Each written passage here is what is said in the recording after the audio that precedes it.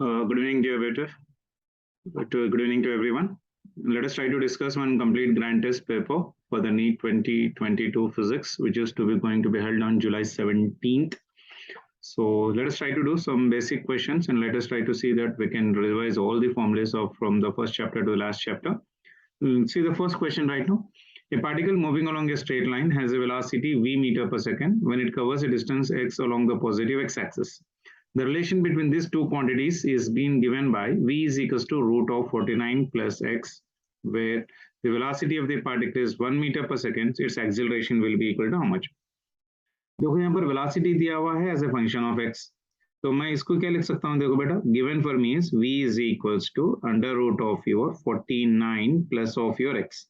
अब इसको रूट निकालो यहाँ पर, तो मैं इसको ऐसा कुछ लिख सकता हूँ क्या? v square is equals to 49 plus of your x लिख दो. या वेलोसिटी को अगर मैं डिफरेंशिएट करूं, isn't it? v स्क्वायर को अगर मैं डिफरेंशिएट करूं तो v स्क्वायर का डिफरेंशिएशन कितना हो जाएगा बेटा? This is your 2v into your dv divided by your dx is equals to 49 का तो डिफरेंशिएशन 0 हो जाएगा, ये हो जाएगा dx divided by your dt. ठीक है ना? तो अब मुझे dv by dt निकालना है इसमें से बेसिकली, तो ये हो जाएगा dv by your dt, sorry ये हो गया dv by dt. तो इसमें से dx by dt क्या होता है बेटा? वेलोसिटी हो जाएगा basically, and that is given as what? v is equals to your under root of your 49 plus of your x part of relation. अगर इसको थोड़ा सिंप्लीफाई करके देख लें तो देखो क्या हो रहा है बेसिकली. किसी को आ गया देख लीजिए, एनीवन आया किसी को? ट्राई कर लीजिए, इसको स्क्वायर कर लिया बस मैंने, अब इसको इक्वेट कर लीजिए, ट्राई टू डू इट और that will give me the answer for that one. ठीक है ना? अगर ऐसा नहीं हो रहा आपको तो ऐसा भी कर सकते हैं आप लोग. तो इसको आप काइनेमेटिक इक्वेशन से अगर आप करना चाह रहे हैं तो you take the relation right now for this one, v square is equals to your, ये हो जाएगा मेरे पास 49 प्लस ऑफ योर x. तो आप काइनेमेटिक इक्वेशन से इक्वेट कर लीजिए, v square is equals to u square plus 2a into your x. ठीक है ना? यहाँ पर 2a की जगह क्या आ जाएगा बेटा? 1 आ जाएगा ना बेटा, so that I can directly write as 2a is equals to 1. तो एक्सेलरेशन हो गया 1/2. 1/2 मतलब कितना? 0.5 मीटर पर सेकंड स्क्वायर. ऐसा भी कर सकते हैं बेसिकली आप, isn't it? So 0.5 metre square, ये हो गया इसका आंसर बेसिकली. क्लियर है बेटा? Is it clear? चलिए नेक्स्ट वन देख लीजिए बेटा.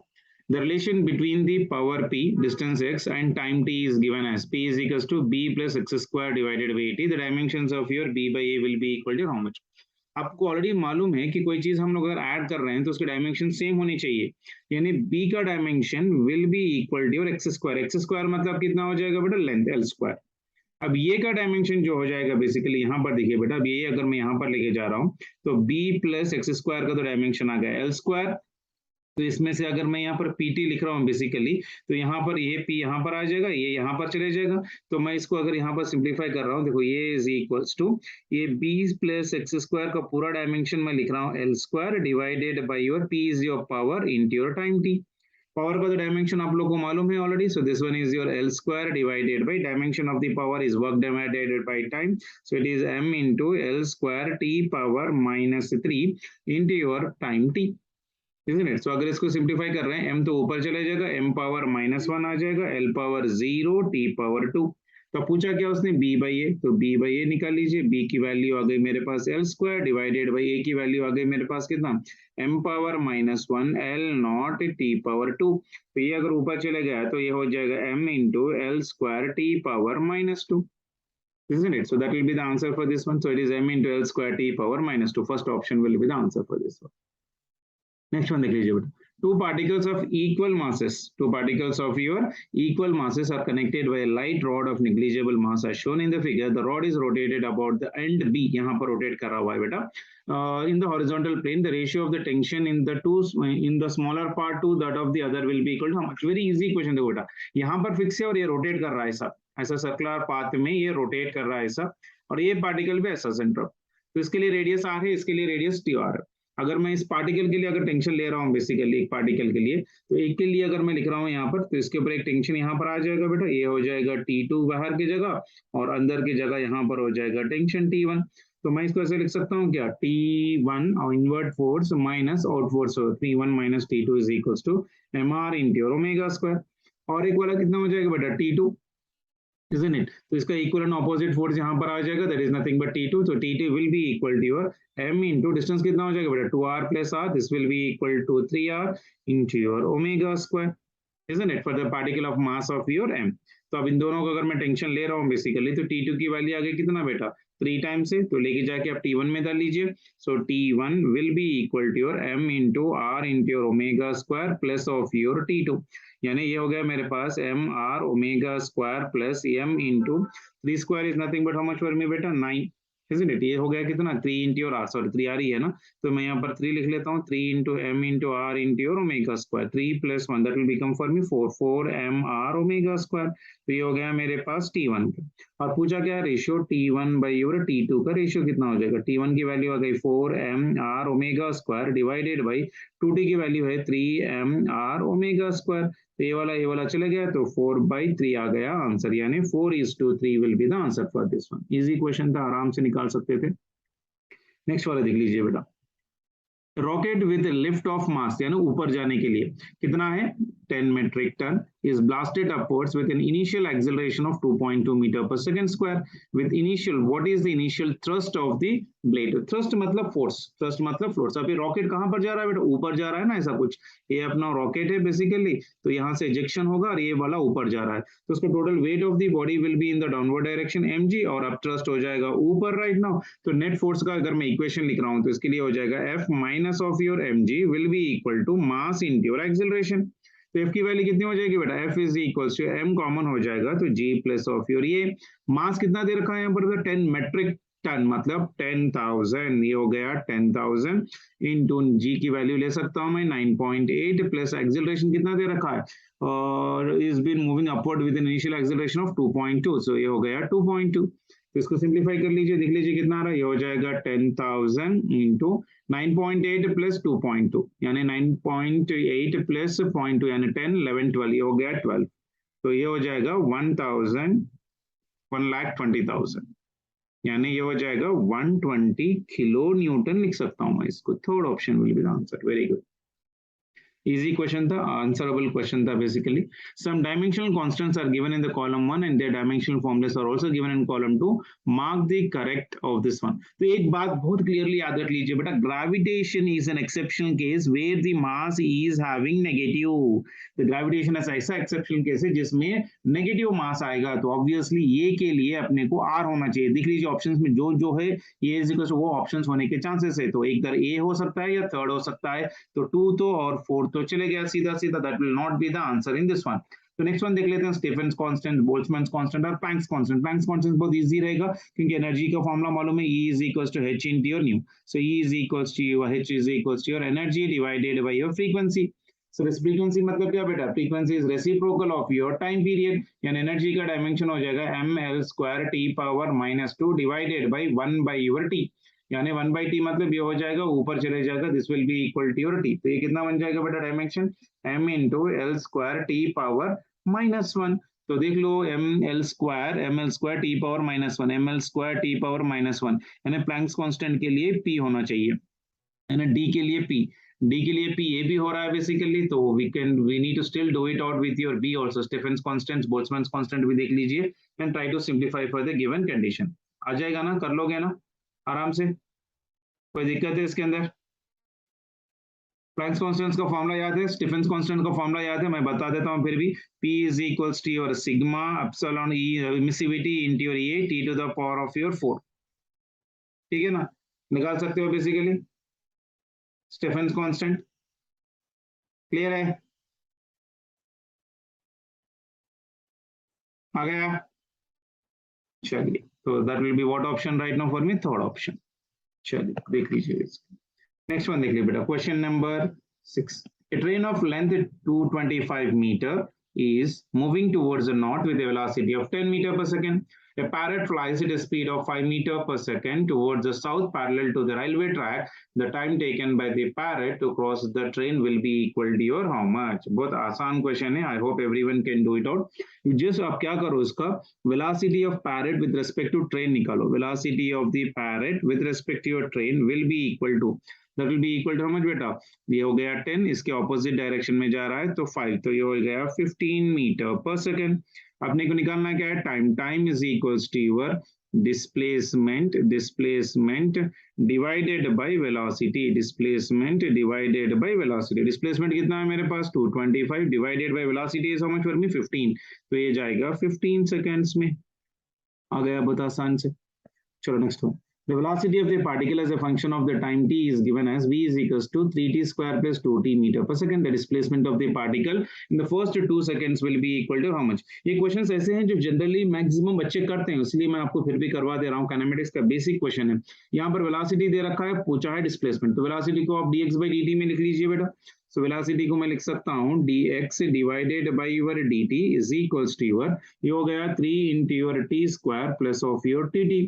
तो अब इसको यहाँ पर टी टी यहाँ पर लेके चले जाइए, तो ये हो गया dx, dx is equal to, आप इंटीग्रेट कर लीजिए, integral of your 3 into T square plus of your 2t into your, ये हो गया dt। फर्स्ट 2 सेकंड्स में पूछा है तो 0 से लेके 2 तक हो जाएगा, इसका आप इंटीग्रेट कर लीजिए। Integral of dx will be equal to how much for me बेटा x, that will be equal to your integral of your 3 T square, कितना हो जाएगा बेटा, 3 को बाहर निकालो, T square will be equal to how much for me, T will be equal to T cube divided by 3, तो ये हो जाएगा टी क्यूब, क्योंकि 3 और 3 चले जाएगा, प्लस यहाँ पर टी का 2 बाहर निकाल लीजिए, integral of T into D T will be equal to T square divided by 2, तो 2 2 चले जाएगा, तो टी क्यूब इंटू टी, और ये लिमिट हो जाएगा 0 से लेके 2 तक। Upper limit minus lower limit लिख लीजिए, that will be 2 cube plus of your 2 square, that will be equal to 12 meters, so that will be the answer for this one. Clear है? चलिए next one. The electric field is given by E is equals to y I cap plus x j cap. The work done in moving the charge 4 microcoulomb from RA to RB will be equal to how much? ये भी बहुत आसान वाला question है, direct relation है between electric field और electric potential. Potential का अगर आप लोग को फॉर्मूला याद हो तो मैं लिख ले रहा हूँ, dv is equals to your integral of your minus of your E bar into your dr bar. I hope you remember this one. इसको इंटीग्रेट कर लीजिए with the proper limits. Like say if I'm going from your A to your B, और integration भी हो जाएगा कहाँ से बेटा अपने को 2 कामा 2, यानी ये हो जाएगा 2 कामा 2 से अपन जा रहे हैं 4 कामा 1 तक। ये देखो बेटा, एक्स एक्सिस ये x1 है, ये y1 है, और ये x2 है, और ये y2 है। ठीक है ना बेटा? इनिशियली कहाँ से जा रहे हैं 2 से लेके 4 तक, फिर उसके बाद कहाँ से जा रहे हैं 2 से लेके 1 तक, 2 कामा 1 हो जाएगा। I hope you can do this integration. आप इंटीग्रेशन कर लीजिए, वर्क डन का आ जाएगा फॉर्मूला बेसिकली, क्योंकि work done is nothing but equal to how much, work done का फॉर्मूला याद है आप लोग को, work done will be equal to your Q into change in potential. ये जो आएगा उसको आप कैलकुलेट कर लीजिए, आराम से आंसर आ जाएगा उसका। Next one. In the figure shown, the charge Q is being placed at one end of the edge of the cube as shown. Then the electric flux through the cube will be equal to your how much? I hope this is also a direct question. So the 4 cubes are symmetrically to be kept on this one better to enclose the charge by this Gaussian surface. यानी ये हो जाएगा 4 times of your flux which has been enclosed will be equal to your total charge and enclosed divided by epsilon naught. यानी flux due to the closed will be equal to Q divided by your 4 times of your epsilon naught. यानी third option will be the answer. Direct question है.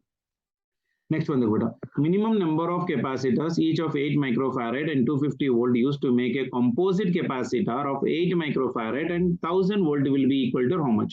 ये भी बढ़िया वाला question है, regular question है, metal में दिखता है आप लोग को। Minimum number of capacitors, each of कितना है बेटा 8 माइक्रोफैरेड है, और उसका पोटेंशियल कितना है 250 volt is been used to make a composite capacitor of 8 microfarad and 1000 volt. यानी पहले नंबर ऑफ कैपेसिटर्स निकालो इन रो। तो नंबर ऑफ कैपेसिटर्स निकालने का तरीका, कितने पोटेंशियल है मेरे पास 1000 वोल्ट का पोटेंशियल है, और ईच का मिनिमम कितना है बेटा 250, यानी 1000 डिवाइडेड बाई 250, यानी कितने नंबर ऑफ कैपेसिटर्स बनेंगे अपने को 4 capacitors. So the number of capacitors in a row will be equal to how much बेटा, इसको निकाल लीजिए, they will give me the answer for the given condition.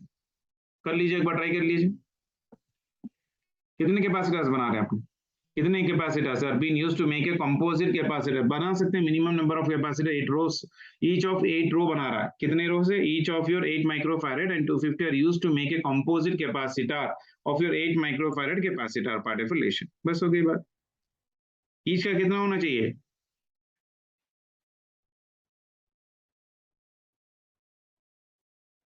आ गया?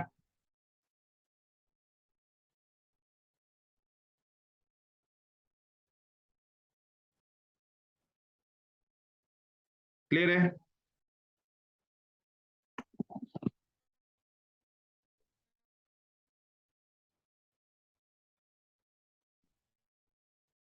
नहीं निकला?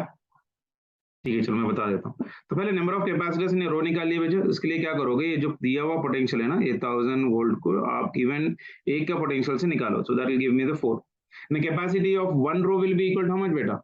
Capacity of one row, capacity of your one row will be equal to your how much for me? 8 divided by 4 यानी 2 microfarad हो जाएगा। तो total capacity will be equal to how much for me?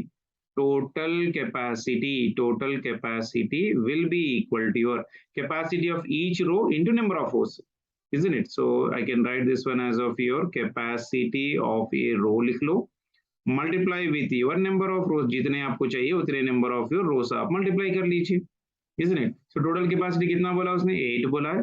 Capacitor से capacity of रो कितना आ रही है? 2। और number of capacitors मुझे मान के चलिए n, तो अब मुझे n निकल जाएगा इसमें से n की वैल्यू कितनी आ रही है बताइए? नंबर ऑफ कैपेसिटर्स कितने बन जाएंगे मेरे पास इसमें से?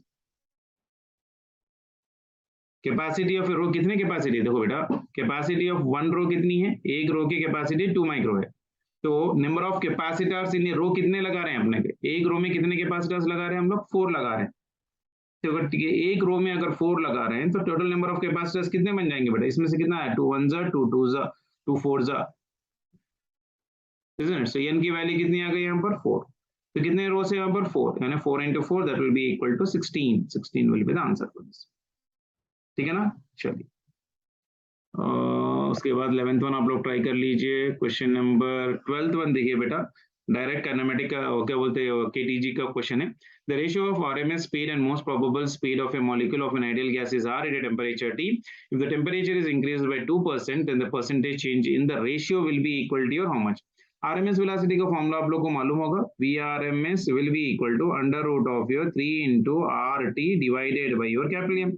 यानी VRMS is directly proportional to your root of your T, and most probable velocity is also directly proportional to root of your T, क्योंकि वो most probable velocity का actual formula क्या होता है बेटा? under root of your 8RT divided by pi into your capital M। तो अगर इन दोनों का रेशियो ले रहा हूं मैं, VRMS of your divided by V most probable, that will be proportional to T power of your 0, so that will be 0। Clear है? बहुत आसान क्वेश्चन था। Next one, an ideal gas has a 3 rotational degrees of freedom, 3 translational degrees of freedom. The ratio of molar specific heat of a gas at a constant pressure to that at a constant volume, यानी पूछ क्या रहा है basically अपने को? Gamma. So gamma value will be equal to 1 plus 2 by f, मैंने n number of times से formula आप लोग को लिखवाया था। तो यहाँ पर हो गए 3 rotations and 3 translations, यानी total number of degrees of freedom will be equal to 6। So ये 2 1s are 2 3s are, यानी 1 plus 1 by 3 यानी 4 by 3। 1 will be the answer for this। Very good। 14th one, in the indicator diagram as shown in the following figure, the work done along the path of your AB, along the path of your AB will be equal to how much? जल्दी से try करिए, किसी को आ रहा है क्या? देख लीजिए answer. Work done from your A to B, देखो प्रेशर कांस्टेंट है यहाँ पर।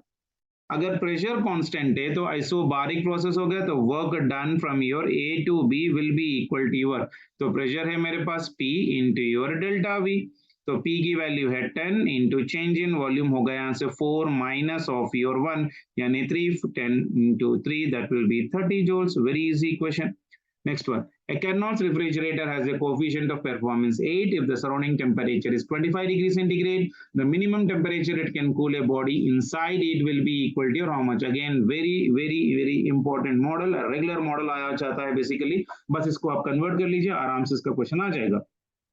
फर्स्ट वन कितना है? 25 degree centigrade, convert into kelvin, यानी 20 T1 will be equal to 25 plus of your 273, यानी ये हो जाएगा मेरे पास कितना बेटा? कर लीजिए, T1 will be equal to 298 kelvin. और इसने बीटा कितना दिया हुआ है? कोफिशिएंट ऑफ रेफ्रिजरेटर के लिए बीटा से रिप्रेजेंट करेंगे, दे रखा है 8। तो कोफिशिएंट ऑफ परफॉर्मेंस का formula beta is equals to your T2 divided by T1 minus of T2। Formula याद होना जरूरी है, तो मैं यहाँ पर लिख रहा हूँ 8 is equals to your T2 divided by T1 की वैल्यू आ गई 298 माइनस ऑफ T2। तो अब इसमें से T2 को निकाल लीजिए। तो अगर T2 को निकाल रहा हूँ तो देखो कैसे लिख सकता हूँ मैं, basically all the T2 terms आप लोग एक जगह ले लीजिए। तो इसको मैं यहाँ पर क्रॉस मल्टीप्लाई कर लूँ क्या इसको? तो ये कितना हो जाएगा? 298 minus T2 into your 8 will be equal to T2, यानी 298 into your 8 minus 8 into your T2 will be equal to your T2. ठीक है ना, तो that will be equal to 298 into your 8 will be equal to minus इधर चले जाएगा तो 9 times of your T2 आ जाएगा। तो T2 की वैल्यू बताइए कितना आ रहा है, तो मैं यहाँ पर लिख रहा हूँ, देखो T2 will be equal to 298 into your 8 divided by your 9। उसको देख लीजिए कितना आ रहा, that will give me the answer. रफली देख लीजिए, I am using the calculator, इसका रफली आ रहा है मेरे को 264.8 केल्विन, यानी डिग्रीज में अगर पूछा तो -273 करना है, तो -8 degree centigrade, -8 degree centigrade. Good question बेटा। Next one. The particle of mass 1 kg is undergoing SHM for which the graph between force and displacement, force and displacement का graph याद है आप लोगों को, F is equals to minus of k into x relation होता है, तो it will be a straight line passing from the origin. Its time period will be equal to your how much, तो F is equals to minus of k into x है, और k की value क्या निकल जाएगी बेटा, k value is equals to force divided by your x। Force की value कितनी है यहाँ पर देखो प्रॉब्लम में 13.5 है, और x की वैल्यू कितनी है 1.5, तो डिवाइडेड बाई 1.5 यानी 9 में चले जाएगा, तो k की वैल्यू आ गई इतना। तो टाइम पीरियड का formula t is equals to 2 pi under root of your m divided by your k। m की वैल्यू दे रखा है 1 kg, यानी that will be equal to 2 pi under root of 1 divided by 9, root 9 मतलब 3, यानी 2 pi by 3 seconds will be the answer for this question, यानी which option it will be बेटा, second option will be the answer. Next one. A particle of mass 1 kg is performing SHM and its displacement at any time is given by y is equals to 2 into sine pi by 12 into t plus pi by 6 meter. What will be the kinetic energy of the particle at t is equals to your 2 seconds? I hope you know this question. मैं फिर भी आप लोग के लिए छोड़ रहा हूँ। अब दे रखा है क्या यहाँ पर देख लीजिए, वेलोसिटी दे रखा है, आप इसको डिफरेंशिएट कर लीजिए। तो अगर मैं इसको डिफरेंशिएट कर रहा हूँ, v is equals to dy by your dt अगर डिफरेंशिएट कर रहा हूँ, we will be getting the value in terms of, ये साइन है, साइन का डिफरेंशिएशन कॉस में आ जाएगा, तो हम लोग डिफरेंशिएट कर रहे हैं विद टी, तो यहाँ पर आ जाएगा पाई बाई 6, ये हो जाएगा 2 पाई बाई 6, तो कितना आ जाएगा देखो बेटा 12 आ जाएगा बाहर, तो यहाँ पर है 2, तो 2 डिवाइडेड बाई 12 मतलब 1/6, तो ये हो जाएगा पाई, तो ये हो जाएगा pi by over 6 into differentiation of sine is nothing but equal to cos pi by 12 into T plus of your pi by 6। So kinetic energy will be equal to your half into m into your v square. So that will be equal to your half into mass will be equal to 1 into velocity will be equal to your pi by 6 into your cos. This is your pi by 12 plus of your pi by 6, और ये value हो गई whole square की value. इसको simplify कर लीजिए, that will be giving me the answer for this one.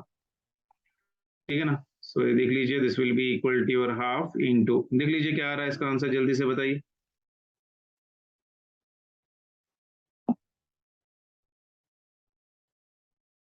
pi by 12 plus of your pi by 6.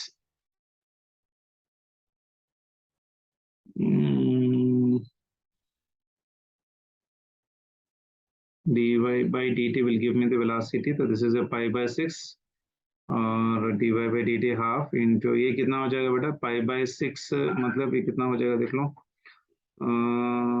pi by 6 plus pi by 6, यानी मैं यहाँ पर ही लिख सकता हूँ इसको, this will be equal to pi by 6 इंटू cos pi by 12 plus pi by 6, यानी इसकी वैल्यू आ जाएगी 1/2, 1/2 मतलब this will be equal to pi by 12, यानी वी स्क्वायर की वैल्यू मतलब ये पूरा हो जाएगा मेरे पास पाई बाई 12 का होल स्क्वायर।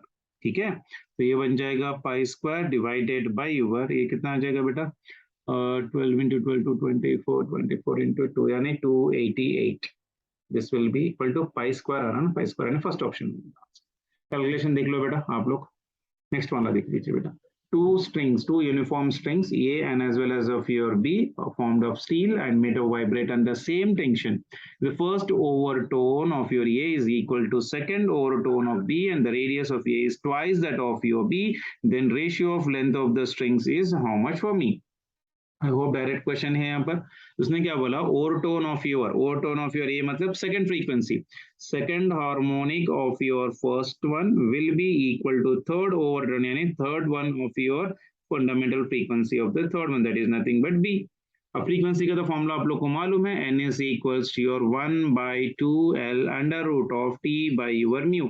म्यू की वजह से लिखते हैं बेटा, याद होगा आप लोग को, mu is equals to mass per unit length, mass is equals to volume into density divided by l, volume is equals to area into length into rho divided by l, l gets cancel, यानी mu is equals to area will be equal to pi r square into row.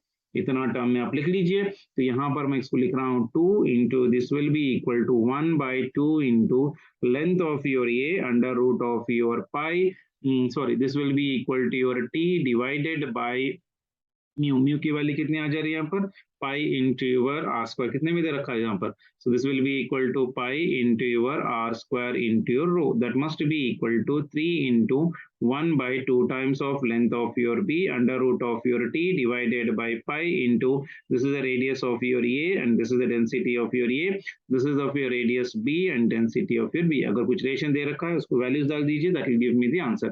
a2 यहाँ पर चले जाएगा, length of tensions will also be the same, so length of your a divided by length of your b will be equal to 2 times of radius of b divided by 3 times of radius of your a, यानी that will be equal to 2/3 times of your RB divided by 2 times of your RB। A भी चले गया, 2 और 2 भी चले गया, so that will be equal to 1/3, यानी 1:3 will be the answer for this। चलो, सिंपल क्वेश्चन था, अब सिर्फ उसको लिखने का था, ज्यादा कुछ भी नहीं था बेसिकली इसमें। नेक्स्ट वाला देखिए, layer of oil of 3 centimetre thick is floating on a layer of coloured water 5 centimetre thick, refractive index of coloured water is 5/3 and apparent depth of the two liquids appears to be 36/7। What is the refractive index, मैंने आप लोग को derivation कराया था, apparent depth will be equal to your T1 divided by real depth divided by refractive index, दो layers है, so it is T1 by mu1, T2 by mu2। Apparent depth is given as 36 divided by 7, that is equals to 5 divided by 5/3 plus 3 divided by your mu2। तो इसको simplify कर लीजिए, 3 by your mu2 is equals to 36 divided by 7 minus 3, यानी ये हो जाएगा LCM हो जाएगा 7, 15 37, 15 divided by 7, यानी mu2 की वैल्यू हो जाएगी कितना, देखिए जब mu2 की वैल्यू इधर आ जाएगी 3 into 7 divided by your 15, तो इसको सिंप्लीफाई कर लीजिए, that will give me the answer। 3 1s 3 5s यानी 7/5, 7/5 मतलब 5 1s 1.4 will be the answer approximately। ठीक है ना। चलो मैं थोड़ा रे ऑप्टिक्स से क्वेश्चंस क्या बोल लेते हैं, एक्सपेक्टेड मॉडल्स क्वेश्चंस कर लेता हूँ बेटा। ये देखो वेव ऑप्टिक्स का क्वेश्चन है, जैसा आपने को आ रहे हैं, बेसिकली टाइम का कंस्ट्रेंट है मुझे, इसलिए I am trying to skip this questions, आप लोग बाकी के एक बार ट्राई कर लीजिए, अगर हो रहा है तो fine, otherwise I will try to help you out with this one. 23rd one देख लीजिए, light waves from two coherent sources of intensity ratio 8:1:1 produce the interference, what is the ratio of maximum to your minimum intensity. यहाँ पर दे रखा है intensities and produce the interference, what is the ratio of maximum minimum intensity पार्टिकुलेशन। तो I max और आई minima का formula आप लोग को मालूम है already, I max divided by your I minima will be equal to your A1 plus of your A2 का whole square divided by your A1 minus of your A2 का whole square, A is your amplitude, और A1 by your A2 will be equal to how much beta, under root of your I1 divided by your I2, यानी under root of your 81 divided by 1, यानी 9/1, यानी A1 की value हो गई मेरे पास 9 times of your A, और you can say anything right now, यानी मान के चलो 9 है, तो this is your A1 divided by your A2, ठीक है ना। तो A1 will be equal to how much beta, A1 will be equal to 9 times of A2, तो ये हो गया 9 times of your A2 plus of your A2 whole square divided by 9 times of your A2 minus of your A2 का whole square, 9 plus 1 this will be equal to 10 square, यानी 100, 9 minus 1 that will be 8, 8 just 64, 100 divided by 64 is 25/16, तो ये हो गया second option. 24th one देख लीजिए बेटा एक बार, light of wavelength 500 nanometer is incident on two slits separated by 1 mm in YDSC, ये तो हो गया YDSC ऐसा कुछ बेसिकली, तो ये हो गया स्लिट S1, ये हो गया स्लिट S2, इन दोनों के बीच में की डिस्टेंस D, इन दोनों के बीच में की डिस्टेंस कैपिटल D, ये हो गया screen. What is the width of the each bright band screen if screen is kept 1 meter away from the slit, यानी इन दोनों के बीच में डिस्टेंस दे रखा है, he is asking what is the width of each bright band, he is asking। So bright band मतलब क्या हो जाएगा बेटा, फ्रिंज विड्थ ही तो पूछ रहा है अपने को, तो asking the fringe width, so fringe width will be equal to your lambda into capital D divided by small D, directly formula based formula है। वेवलेंथ दे रखा है 500 नैनोमीटर यानी 500 into 10 to the power of -9, capital D दे रखा है 1 metre divided by distance between them is given as 1 mm यानी 10 power -3। तो ये हो गया मेरे पास 5 into 10 पावर -4 meters यानी that will be equal to 0.5 mm. This will be now clear हो गया सभी को। चलिए then this is your modern physics का क्वेश्चन है, ये भी अपन ट्राई कर सकते हैं, जल्दी से देख लीजिए।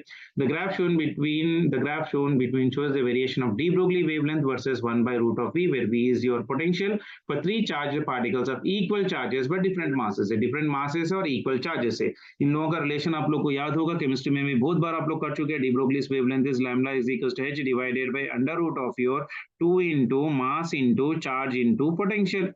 डिफरेंट मासेस है लेकिन इक्वल चार्जेस है, तो इक्वल चार्जेस मतलब lambda is directly inversely proportional to root of E and also inversely proportional to your mass, बाकी के तो पूरे टर्म्स कांस्टेंट है। यानी यहाँ पर क्या देगा बेटा, स्लोप क्या देगा मुझे बताओ, lambda versus your 1 by root of V है, लैम्बडा वर्सेस योर 1 बाय यानी ये y हो गया और ये x हो गया, y by x will be equal to how much beta, slope is directly proportional to your 1 by root of your m, so obviously mass of your a will be greater than mass of your c and mass of c will be greater than mass of your b, so which option I can write for this one, third option। इसका slope देखो बेटा, lambda by 1 by root v है ना बेटा, lambda divided by 1 by root v, so that will be equal to how much for me, slope, तो slope इसमें से क्या आ जाएगा, slope will be proportional to 1 by root of your m, inversely है ना तो आ जाएगा आराम से, ठीक है ना। चलिए next one, in a single slit diffraction experiment first minima of the red light is lambda 1 is 660 nanometer coincides with the first maxima of the other, what is the value, मैंने बताया था आपको बहुत बार, जब ये coincide हो रहे हैं basically I can do the formula in what type of an experiment, it is a single slit diffraction, यानी YDSC का मैक्सिमा यहाँ पर मिनिमा और YDSC का मिनिमा यहाँ पर मैक्सिमा, यानी फर्स्ट मिनिमा के लिए अपन क्या लिखते हैं बेटा, when theta is very very small part of relation for first minima, if I am writing for diffraction for first minima और फर्स्ट मैक्सिमा, फर्स्ट मिनिमा ही ले लेता हूं पहले, फर्स्ट मिनिमा के लिए sine theta will be equal to lambda divided by ये, theta very small हो गया तो I can write theta is equals to lambda divided by ये, दिस इज मिनिमा के लिए।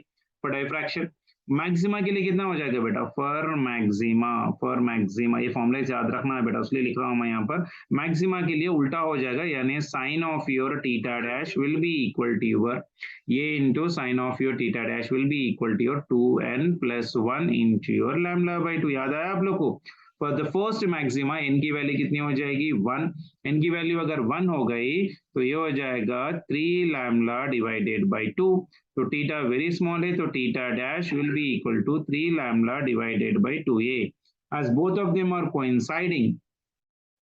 कोइंसाइड कर रहे हैं तो theta will be equal to theta dash, यानी थीटा की वैल्यू कितनी है लैम्बडा बाय ये और थीटा डैश की वैल्यू 3 लैम्बडा बाय 2a, ये cancel, lambda lambda gets cancel, तो वेवलेंथ कितना हो जाएगा, डिफरेंट वेवलेंथ है ना तो वेवलेंथ कैंसिल नहीं होगा, सॉरी, तो ये होना चाहिए लैम्बडा 1 और लैम्बडा 2, तो ये हो जाएगा लैम्बडा 1 और ये हो गया लैम्बडा 2, तो ये हो गया लैम्बडा 2 और ये कैंसिल, तो lambda 2 will be equal to 2 times of lambda 1 divided by 3, तो ये हो गया 2 into your lambda 1 दे रखा है 660 nanometers divided by your 3 कर लो, that will be 440 nanometers, very good question, formula याद रहना चाहिए था वरना बहुत ज्यादा आसान क्वेश्चन ऐसा वाला आए तो आप लोगों को कंपलसरी करके आना ही आना है।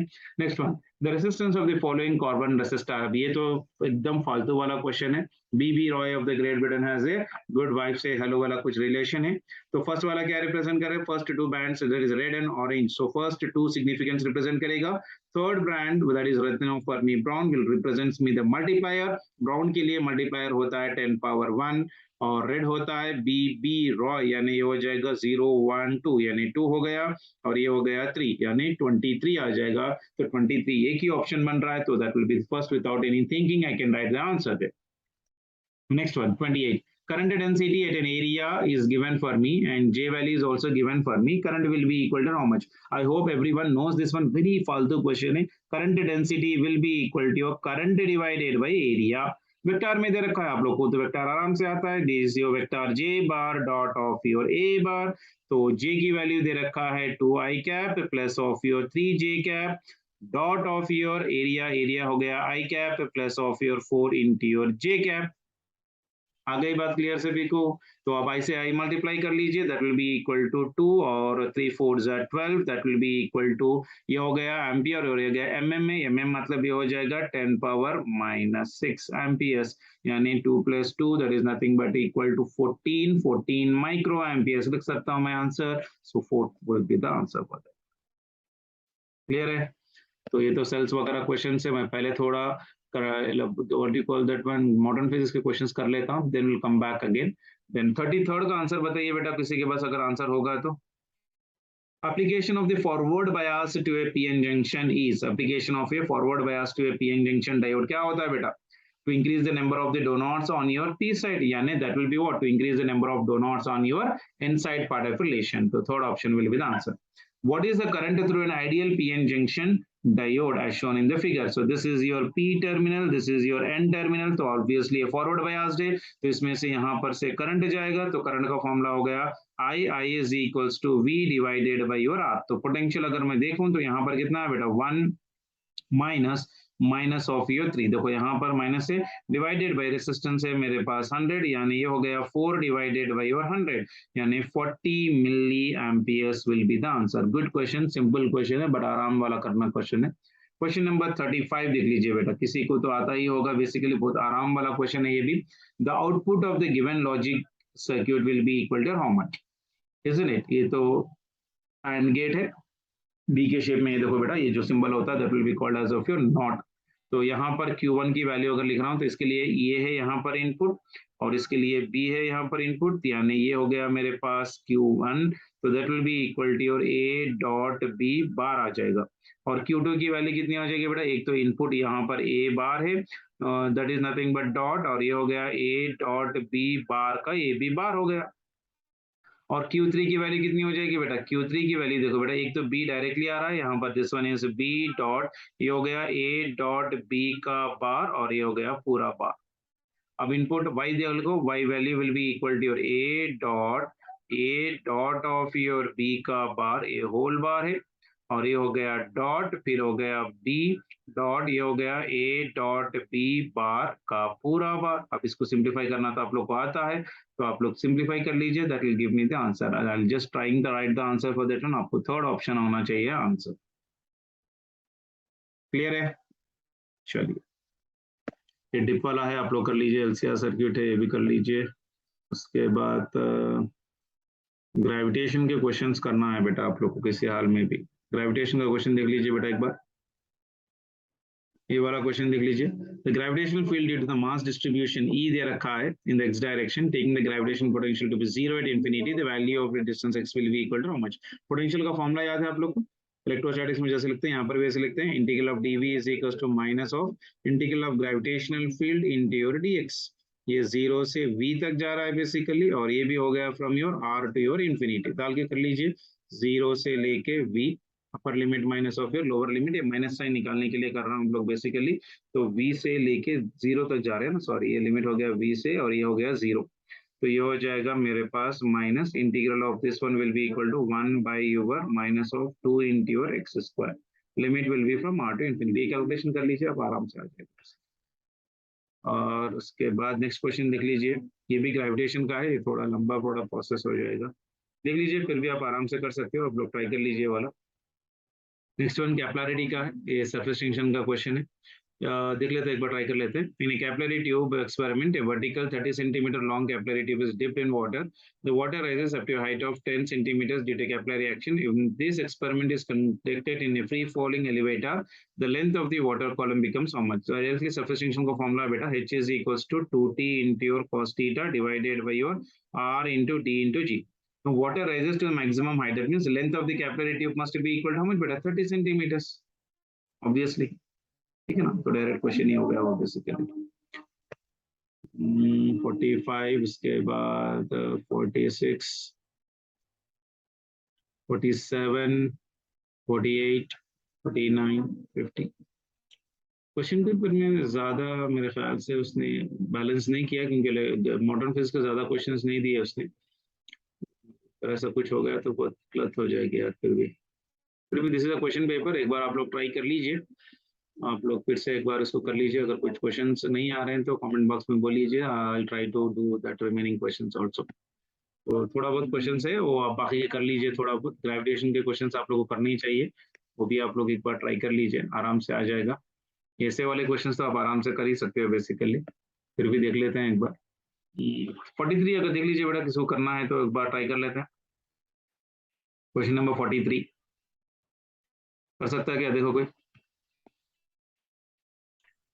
A particle is projected vertically upwards from the surface of the earth with a speed equal to 1/4 of the escape velocity. What is the maximum height attained by it from the surface of the earth? Regular question है बेटा। Law of conservation of mechanical energy लगा लीजिए। Initial potential energy plus initial kinetic energy must be equal to final potential energy plus final kinetic energy। तो इसका initial potential energy अभी क्या है बताइए आप यहाँ पर मुझे। जब ऑन द सरफेस है तो minus of capital G capital M small m divided by R होगा। Kinetic energy will be equal to half into M into your v square. देखो बेटा इसने क्या बोला, with speed equal to 1/4 of escape velocity, यानी v is equals to 1/4 of escape velocity, यानी 2 times of capital G capital M divided by your R. तो it is your half into M into your, ये लिख लो मैं directly. We square मतलब 1/4 का हो जाएगा 1/16, और ये हो जाएगा मेरे पास 2 times of capital G capital M divided by R, and that must be equal to, मैं दूसरे कलर से लिख रहा हूँ सो दैट आपको क्लैरिटी आ जाएगी। That will be minus r is certain height capital G capital M small m divided by your r plus of your h। What is the maximum height पूछ रहा है ना, काइनेटिक एनर्जी वहां पर कितनी हो जाएगी, जीरो हो जाएगी। अब इसको थोड़ा सिंप्लीफाई कर लीजिए तो यहाँ पर आ जाएगा इसका, मैं यहाँ पर कैलकुलेशन कर रहा हूँ, देखो 1/r इसमें से, क्योंकि कैपिटल जी कैपिटल एम यहाँ पर कैपिटल जी कैपिटल एम और ये कैपिटल जी कैपिटल एम पूरे कैंसिल हो जाएंगे। -1/r plus 1/16r will be equal to minus of 1/r plus of your h। ठीक है ना। तो ये देख लीजिए कितना आ रहा है बेसिकली, उसके हिसाब से आप लोग कर लीजिए बेसिकली। आ गया। इसका एलसीएम देख लीजिए एक बार, ये कितना आ रहा है, -15 divided by over 16r LCM, that will be equal to your -1/r plus of your h। ये माइनस और ये माइनस चले जाएगा, so r plus of your h will be equal to 16r divided by 15 आ रहा है मुझे। तो h की वैल्यू अगर मैं निकाल रहा हूँ तो यहाँ पर देखो कितना आ रहा है, h value will be equal to 16r divided by 15 minus of your h, so that will be equal to your r divided by your 15 कुछ आएगा, r divided by 15, second option. 45 देख लीजिए बेटा। An aeroplane of mass 3 into 10 to the power of 4 kg and total wing area 120 meters square is in a level flight at some height. The difference in the pressure between the upper and lower surfaces of the wing will be equal to your how much। ये आप लोग को इसके अंदर आता है basically, fluid dynamics का question है basically. I hope you can try to do it out. Aeroplane का यानी फ्लूइड डायनामिक्स मतलब बर्नौलीज थ्योरम का एयरलिफ्ट का फॉर्मूला है ना बेटा। Force required due to the pressure difference जो आता है ना, that will be the formula, यानी force will be equal to your pressure difference into your area का एप्लीकेशन है।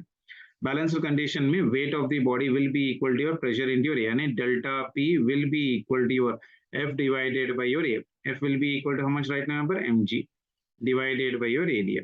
तो मास कितना है मेरे पास यहाँ पर, 3 into 10 to the power of 4, G की वैल्यू ले लेता हूँ 10 divided by area is your 120। ये वाला चले गया, 1/4 मतलब 2.5 किलो पास्कल, फर्स्ट ऑप्शन। ठीक है, बाकी क्वेश्चंस आप लोग एक बार ट्राई कर लीजिए, अगर नहीं हो रहा तो please let me know, I try to help you. 46 भी एक बार ट्राई कर लीजिए बेटा, ये तो पोटेंशियल एनर्जी का फंक्शन है। Potential energy of a particle is given by u is equal to 2x square minus 8x जो x गया है 4 देगा। ये फॉर्मूला तो आप लोगों को मालूम ही होगा, f is equals to your minus of your du divided by dx। I am leaving this one for you, आप लोग कर लीजिए।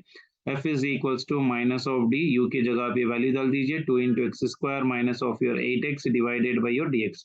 और होप इतना तो डिफरेंशिएशन आप लोग को आता ही होगा। और उसने क्या बोला, the force acting on the particle will be zero, यानी इसको आप जीरो कर लीजिए, इसको जीरो कर लीजिए। डिफरेंशिएशन ऑफ योर 2 बाहर आ जाएगा, एक्स स्क्वायर का डिफरेंशिएशन 2x आ जाएगा, यानी this will become for me minus of your 4x plus इसका हो जाएगा 8। यानी ये हो जाएगा 4x will be equal to your 8 होता है ना बेटा, isn't it 8 यानी 4 1s are 4 2s are यानी x will be equal to 2 meters, x will be equal to 2 meters। ठीक है, बहुत आसान वाला क्वेश्चन ही है। Two homogeneous disks A and B of mass m and 3m are having radii 3a and a respectively are placed in contact, यानी a वाला 3a और a वाला 2a। तो इसका रेडियस है मेरे पास 3a और इसका रेडियस है मेरे पास ये, और ये हो गया इसका ओरिजिन और ये हो गया इसका एक्स एक्सिस और ये हो गया इसका वाई एक्सिस। इसका तो सेंटर ऑफ मास सेंटर पे ही होगा और इसका तो सेंटर ऑफ मास यहाँ पर होगा। इसका डिस्टेंस 3a है और इसका डिस्टेंस ये है। तो अगर मैं इसका सेंटर ऑफ मास निकाल रहा हूँ X CM is equals to your X axis पे रहेगा तो m1 x1 plus of your m2 x2 divided by your m1 plus of your m2। तो m1 की वैल्यू हो जाएगी m, x1 की वैल्यू हो जाएगी 0 प्लस ये हो गया 3m into distance will be equal to 4a divided by 4m। So everywhere m and m will get cancelled. So this will be 3 4s 12, 12a divided by 4, 4 3s 12 यानी 3a will be the answer for this। ठीक है ना। चलिए ये तो rotational mechanics का है, आप लोग ट्राई कर लीजिए। यूनिफॉर्म स्फीयर ये कोएफिशिएंट ऑफ फ्रिक्शन वगैरह का क्वेश्चन है, तो आप लोग ट्राई कर लीजिए। ठीक है, 29 देखिए बेटा, एक बार आप लोग कर सकते हैं क्या, देख लीजिए क्वेश्चन नंबर 29। मैंने इसका शॉर्टकट भी बताया था आप लोग को। ये पॉजिटिव टर्मिनल बैटरी है और ये पॉजिटिव टर्मिनल बैटरी है, नेगेटिव और ये नेगेटिव। देखो question, the current through 5 ohm, okay 5 ohm resistance in the network as shown in the figure will be equal to how much. दो सेल्स जब connect करते हैं तो ई इफेक्टिव निकालने का तरीका, E effective is equals to your E1 R2 plus of your E2 R1 divided by your R1 plus R2। I hope you remember this formula। This is 20 into 1 plus 10 into 2 divided by ये हो गया 3 and this is coming out for me 40 by 3।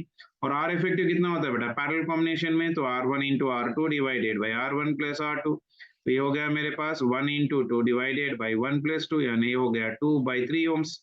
तो अब current निकालना है मुझे, पूरा निकल के मैं एक सेल से लिख लूँ, तो ये हो गया एक पॉजिटिव सेल और ये हो गया इसका एक इफेक्टिव, और यहाँ पर हो गया इफेक्टिव रेसिस्टेंस, ये हो गया कैपिटल आर, ये हो गया आर इफेक्टिव और ये हो गया ई इफेक्टिव। सब कुछ आ गया, तो इसमें से करंट जा रहा है आई एम्पियर। तो आई की वैल्यू निकालो, I is equals to your E effective divided by capital R plus of your R effective. तो ये हो गया 40 divided by 3 divided by capital R की वैल्यू कितनी दे रखा है प्रॉब्लम में 5 प्लस ये हो गया 2 by 3। तो इसको सिंप्लीफाई कर लीजिए, that will give me the answer. I am doing the calculation for you, आप लोग ट्राई कर लीजिए। ठीक है ना। और रे ऑप्टिक्स के भी क्वेश्चंस दे रखे हैं बेटा, basically I hope you can do that questions also.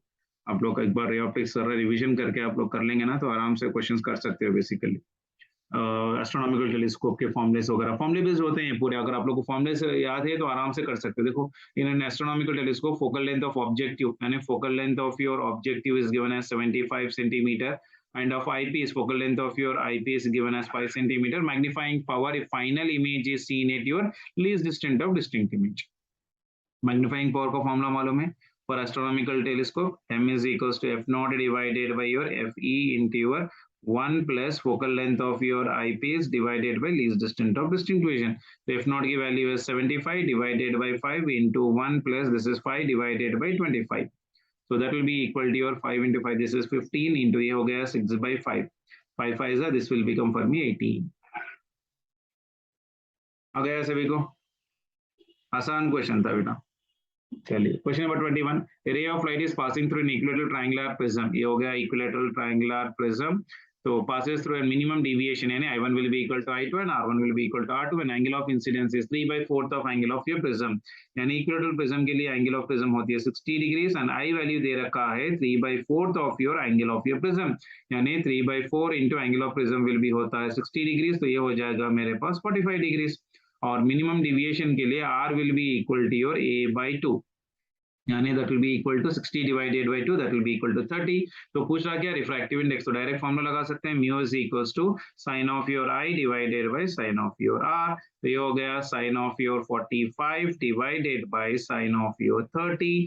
तो sine 45 is how much for me 1/√2 divided by 1/2 यानी ये हो गया √2।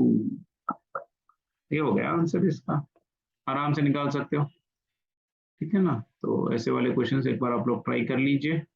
ऑलमोस्ट और मैंने पेपर किया हुआ है, बेसिकली बात का आप लोग देख लेते हैं फिर बेसिकली। ठीक है, चलिए कल भी एक ग्रैंड टेस्ट पेपर कर लेंगे फिर हम लोग। Take care, bye.